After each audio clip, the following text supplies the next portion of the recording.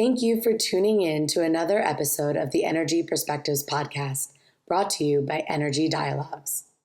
Hello, and welcome to an episode of Energy Perspectives. This is a podcast that is brought to you by Energy Dialogues, and I am the moderator today. I'm Tillery Sims, and I'm excited to be here because this discussion is kind of bringing together some of my background and interests. So I grew up on a farm, still have business in the ag world. I'm a trained landman, oil and gas. And my husband and I have a land management service, Sims Land Services, where we work for oil companies and mineral owners. And conservation, I'm the director of operations for the Sandhills Area Research Association. And we are really interested in what you guys are doing. And so I'd love for you to take a few minutes and tell the guests a little bit about what you do, what's your expertise, and how did you get here? Yeah, great. Hi, Tillery. I'm Chris Johnson, CEO at Agrellus, and you and I already know each other. So I was We should not even pretend that we don't. To really see that you were hosting. So, but at Agrellus, what we do is we build solutions for the enterprise market intersecting back to the agricultural market, which has not been done in the past. So we've built over the last 4 years, we've built the ability to look certified data, to look at data in a perspective from agriculture so that enterprises can capitalize on the use of that. So it's a hard thing. I mean, there are a lot of things going on in the ag industry today, but we are really excited to be here and talking with this entire group. Yeah, we keep hearing data's valuable. And I want Andrew now to tell us a little bit about Qube and your work there. Yeah, absolutely. I'm Andrew Walsh. I'm the Vice President of Customer Success at Qube Technologies. We're a continuous emissions monitoring vendor. We develop technology that allows our customers to continuously monitor for methane, H2S, CO, VOCs, and all sorts of other industrial type gases.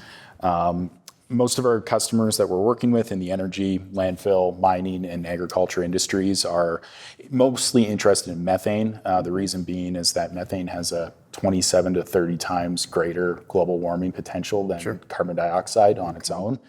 And our customers, they're deploying our technology to find and fix leaks from their equipment more quickly.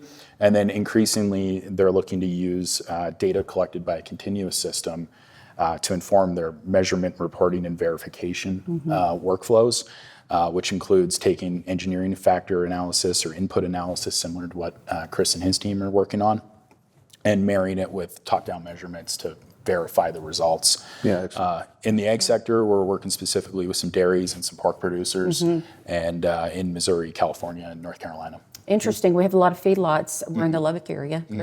Absolutely. And it's the cow capital of the world, for sure. So a lot of cows come through there. A lot of so cows. They need to be measured. Yes, exactly. Right? Exactly. So this is kind of like a pivot from the normal energy perspectives, not traditional, what we would think of as oil and gas, but I think it's an important conversation to have. And you guys are really kind of working to build this carbon market, kind of like 2.0 version. And the conversation is like, should it be regulatory? Should it be volunteer? Let's discuss that. Throw that around a little bit. Now, no fist fighting. But no, I was excited. I was excited to see read about Andrew's company, because what they do is what we, as he mentioned, we are in the middle of really determining better data. Yes. So to do that, especially in ag, where that ag it works on a cyclical system of annual, or crop terms or 90 days. So any of these inset programs that go on in America have really, the feedstock that goes into that is multiple. And so we have to look at it from a more cyclical standpoint. And I was excited to see Andrew was in here because of the nature of his product. And then my perspective is that a CO2 molecule emitted in the atmosphere on an equivalent basis, doesn't matter what industry it's coming from. There's going to be an opportunity here for markets to develop around being able to trade for offsets or even getting into the sequestration that some of these large industrial emitters are having to go through. Yeah, absolutely. I mean, the voluntary market, I think, is going to be the big pusher of the day in the future. What we've seen with the GREET model, with ethanol, some of the things that's been done in the past, we talk about that a lot, but But I think what we've seen is the ability to take that nascent model and really build upon it so that now enterprises from all the CPG world of the volunteer side can look in and maybe get better data, maybe be more competitive in what they need to buy or want to buy across the market. And then that makes it a little clearer for farmers to know what it is they're selling, because it still feels like something you can't, it feels like an imaginary market. And the competitive markets on the voluntary side are moving very, very quickly. They can use the most up-to-date science, the most up-to-date technologies to find the right solution for creating better reporting and transparency. And if you look at a more regulatory approach, which certainly has a place in this conversation, sometimes regulatory initiatives get caught in sort of picking a winner, kind of saying this is how you're going to approach your operation. With better data, what regulatory bodies will be able to promote is more of a target-based system where they can tell people, hey, here's your target on carbon intensity. Now you can go figure out how to do it because we trust your data. Right, and Tillery, what you brought up, the trust factor between, say, the farmer. It really has to come up on that basis. It really does. It's really, in the end of the day, it's about relationships. And so how do we, across the entire value chain, build trust? Because really, once the commodity leaves the farm, that's the last you even think about that really most of the time, right? So to follow that through all the way to that value chain, which we always talk about a value chain, but I always love to say on these kind of things, it's like a loop. It's a loop. It's all interconnected. It depends on who's defining the value. Right? Okay. Yes. So I think the voluntary markets really have a more competitive nature, obviously, of what they do. So, plus it moves science quicker. I know that we talked a little bit about this, was just the speed at which, carbon, say, intensity scoring, all the detail needs to come quicker, faster, and more scientific. So, at Agrellus, that's what we really aim to do is, that platform and processes is really about giving the data so that there is more competition, more value overall. And that's trusted by the farmer at the end of the day. Well, and the cool thing about Agrellus, too, is that Agrellus was started by some local farmers in our area. So I love that, that there's folks that I know at the bottom of that process. Farmers, when I started talking to them about what was needed, they're like, holy moly, I don't know what that is. What do we get into here? Exactly. So Energy Dialogues invites you to join key industry leaders, policymakers, regulators, investors, and leading energy companies on September 16th and 17th for the Permian Energy Dialogues.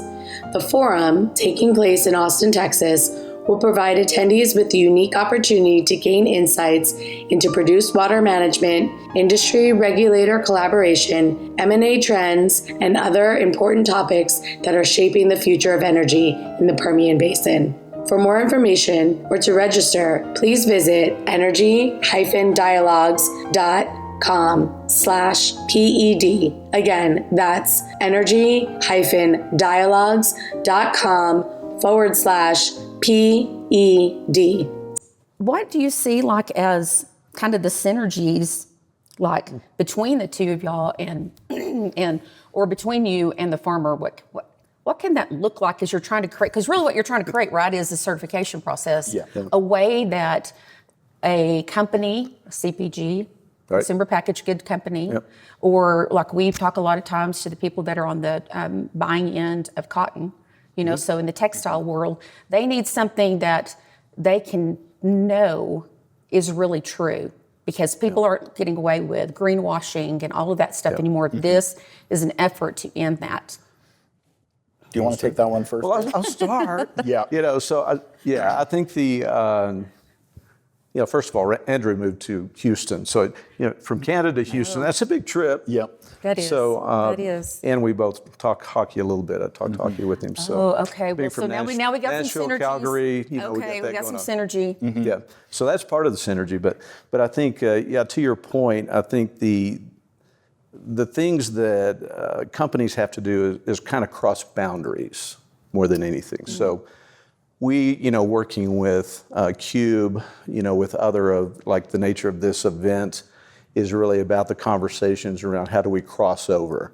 How do we get the data that we need in order to be complementary? Because really, at the end of the day, there's going to be stacking, but in order to have stacking in, say, carbon certificates specifically, or carbon intensity, you really have to know what that data is representing. Right. So for the people like me who don't talk about this all day, tell us what you mean by stacking. You want to take? Yeah. Take it, Andrew. I have a clear view on this. So, Agrellus, a lot of your the data that you're collecting is kind of what I would call, in my experience, bottoms-up analysis. You're looking at the inputs. There's a carbon intensity score for each one of those inputs, and you sum it up based on how many of those inputs are applied, and you have that analysis. A technology like Qube, we provide the actual measurement data that's like the top-down view. And the goal is not to have them match perfectly. That's, maybe someday, but I don't think we're going to be anywhere near that anytime soon. Okay. Right. But by comparing the two data sets, you can start to understand where the gaps are between the two of them. Absolutely. Qube, we deploy fixed sensor technology. If the wind happens to be blowing in an atypical direction, we might miss a few detections. Right. That happens in Texas. Exactly, and that's where you see, the measurement data be lower than maybe your input analysis. Yeah. Whereas on the flip side, if we're seeing higher data from top-down measurement compared to input analysis, that might tell you that your input analysis, based on, there could be an issue with the activity factors, how much you've applied, or conversely, that the actual underlying assumption in that factor might need to be updated through a scientific study. Right. And then it turns into a continuous improvement exercise, and through time, you start to get numbers that start to kind of come together. Yeah, and you can think about the pace then that what we do in the agriculture sector, because we're really focused on that. It goes back to that 90-day, 180-day, either 360-day, 65-day window that looks at the data from that perspective. Okay. So when that analysis takes place, we can then inform regulatory, what's really happening at ground level that they may not be seeing. Absolutely. Right. Okay. Yeah. Okay. Help bring that back. Yeah, for sure. So, what do you think is the biggest challenge? Is it the biggest challenge that we don't really have the data and we're trying to collect the data and we need to get more data? I would say that's always a challenge. Yeah, is getting it's always there. Data. Yeah. I think the biggest thing is collectively getting around specific solutions and then building on that. I'm all about solution by committee. Then you come about improvements over time, but make it much quicker. We talked about the pace in which we have to do things today is going to, in order to meet the objectives of 2050, those type of things. You really have to do it much faster than what's been done in the past. Yeah, and then that's the other benefit of voluntary markets, because you maybe not be as slow as... It puts pressure on it, and using the same components, though, really speeds it up, too. So I'll bring an analogy from the energy sector. And what we've seen in the energy sector is historically emissions were reported to the EPA through the Greenhouse Gas Reporting Protocol. Subpart W affects the oil and gas industry. And those were all based on assumptions, based on how many valves, how many separators, how many compressors you have in the field. And now this top-down, bottoms-up reconciliation is becoming more of the standard. And what we've seen recently from the European Union is they've set a methane intensity rule. If you want to sell LNG cargo into the European market, you have to be adhering to one of these frameworks. And so it's very nascent still, but just starting to go through those processes of learning how to do it the best way, and then bringing that back to the regulators. The regulators haven't said, thou shalt do it this way. They've just said you have to be using a measurement, reporting, and verification protocol to show your work. Right, and I think from your perspective, because I know we've talked about this a little bit, is getting farmers involved is really getting more information back to the farming community, ranching community, really. I shouldn't use farming. It's kind of like feedstock is what we call it. So I think getting those communities put together is kind of a hallmark of what you guys do. Yes. But getting that information turned over quicker is really key. And then the other things that I'm seeing is that, say, the banking, investment, insurance industries are starting to wake up to the actual values.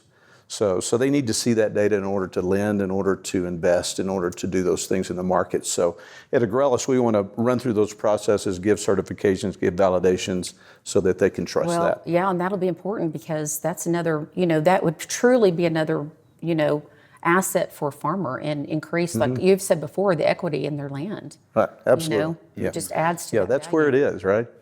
Yes, it is. Yeah. And to take it back to maybe more methane-specific example as well, the pork producers, the dairy farmers that are collecting the methane off of their properties, that's renewable natural gas. It's got a very low carbon intensity. It gets to be sold in certain markets at a massive premium. I think the price of gas in the Permian Basin today is $1 or $0, and they can be getting $30, $50, in some cases $80 per MMBTU for their product. And so improving that data transparency, there's economic drivers underlying a lot of this as well. Yeah. So there's kind of some things really, right, you guys are doing really, you're taking some of these ideas that are coming from the oil and gas sector, issues that they've already solved, and going, where else is methane for y'all in particular? Yeah, and it's really stabilizing risk. You really have to address risk in the whole process. And so I think the better the information is, the better the processes that can be transparent all the way across. Regulatory helps push that. Competitively, the competitive voluntary markets obviously have some advantages, disadvantages. Right.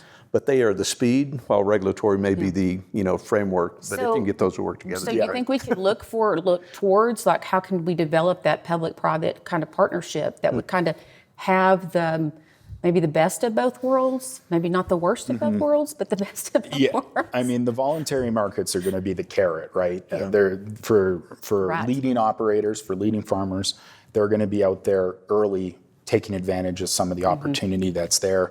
The regulation approach is more of the stick, and it kind of brings some of the other folks that maybe weren't on board at the beginning, but it raises the bar for everybody, and ultimately you get a product that, in terms of carbon intensity is very defensible. Right, and I know that farmers are concerned about, any of this ESG rolling down to them and them being forced to comply with something that they get no benefit from. And that concerns me. One of the things that I saw in California with the almond growers was that they see this train of regulation headed to them, and they're like, when the train gets here, we're already going to have our bags packed and say, this is what we're bringing, Yeah, well, we don't want to create a war, right? So, I mean, Right. So I think part of the struggle is tell the truth, create truthful markets, transparency, and then, try to build bridges and not. I think so. That's, that collaboration needs to happen, and that reaching the farmers to say, this really can be valuable to you. Yeah, and the way you do it is through data, though. Yeah, I mean, it's got to be through data. And there's going to be consumers or customers today for those products that are willing to pay that economic increase in order to justify the cost. There's going to be an ROI there ultimately, and it's going to be good.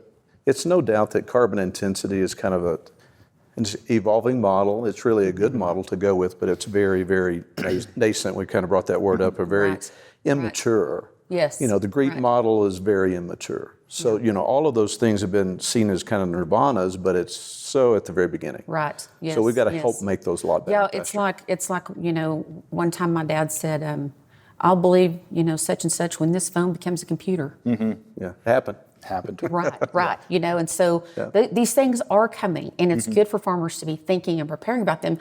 How can we, on the ag side, work and collaborate, oil and energy, especially you think on the Permian Basin, like so much of this is happening, on our land and under our land, and we're way from the years of, people getting mad at oil companies. I mean, that's not in our culture. We would figure out, how do we partner, especially in the Permian Basin, to think, hey, we could come up with some kind of great collaboration here. Yeah, I mean, one thing I think of and is really the ag equity, or the ag, off, what comes off the farm, Yes, put it that way, is really got to be communicated clearly for use value to that industry. To the industry. So without that clear indication of how that gets there, Yes. then they stay less competitive. So I think we're going to help them be a lot more competitive.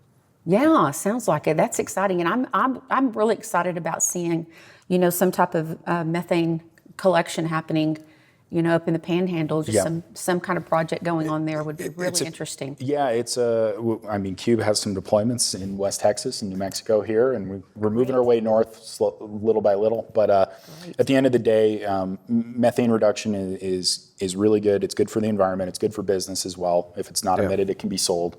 And there are some other factors in the oil and gas side around super emitters, basically methane releases above 100 kilograms an hour that are going to most likely start coming with some fines from the EPA. So there's a risk mitigation component for the energy side. Okay. But ultimately, at the end of the day, when you think about a CO2e at the end of the day reported as a CO2e, and so having some sort of framework in adjacent industries that are operating the same footprint will help level the playing field for everybody. Absolutely. He's talking to, certs being able to be sold competitively across, fields. That's right. So before we wrap things up, is there something each one of you a thought, an idea that you want to leave people with, or?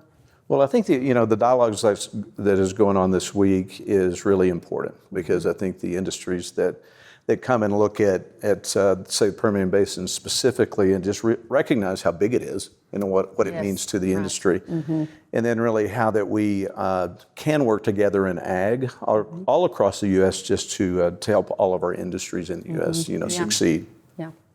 Yeah, and from my perspective, I think having open and honest conversations and really just trying to continuously improve as industries is the way to be. And I think that, to your point, Tillery, the greenwashing things is going away. Transparent, verifiable data is the future, and I think there's a lot of opportunity there. Yeah, I think so too. I think there's opportunities for agriculture to be involved in. I'm excited, and I'm thankful that I got to moderate this because I've learned so much, and I still am kind of dangerous about what I do know and don't know. Yeah, there's a lot of stuff out there. Yeah, absolutely. A lot of stuff to know. There's a lot of stuff to know. There sure is, and I appreciate y'all coming, and well, thank you. Appreciate your time and expertise. And thank you, folks, for joining us for this episode of Energy Perspectives. Thanks for listening to another episode of the Energy Perspectives podcast. We hope you enjoyed this engaging conversation. Be sure to like, subscribe, and follow so you never miss out on an episode of the Energy Perspectives. For more information on Energy Dialogues, please visit energy-dialogues.com. Until next time.